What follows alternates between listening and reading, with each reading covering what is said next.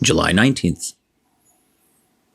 Wherefore doth a living man complain, a man for the punishment of his sins? Let us search and try our ways, and turn again unto the Lord. Lamentations 3, verses 39 and 40.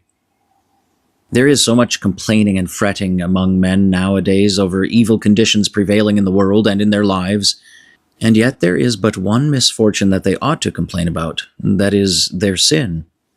Sin separates between us and our God, the giver of every good gift, and brings down upon us his just punishments. It is sin that makes the night of affliction so dark and our burden so heavy. We often complain that we are so poor in the world's goods, when we ought to complain against our covetous heart that will not be content with the food and raiment God provides.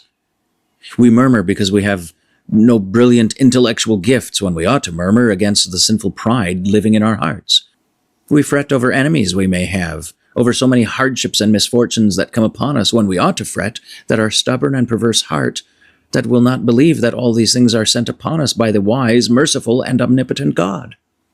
In short, it is sin, our sin, that we ought to complain about more than about misfortunes and afflictions. Therefore let us search and try our ways, and turn again to the Lord when assailed by doubt and fear. Let us ever remember that it is the Lord who thus afflicts us, because he would purge us from sin that so easily besets us, and would prove our destruction if he did not free us from its evil power. He knows our inmost hearts, and sees what sinful desires still lurk in their secret folds, often unknown to ourselves. He therefore casts us into the fiery furnace of affliction, that our faith be cleansed from all attaching dross, and be found unto praise and honor and glory at the appearing of Jesus Christ.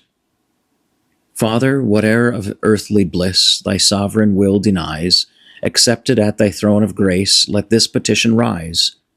Give me a calm and thankful heart, from every murmur free, the blessings of thy grace impart, and make me live to thee.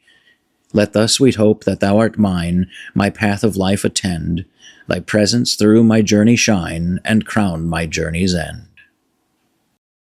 The Family Altar, brief daily devotions based on selected scripture texts by F.W. Herzberger, published St. Louis, Missouri, Concordia Publishing House, 1922.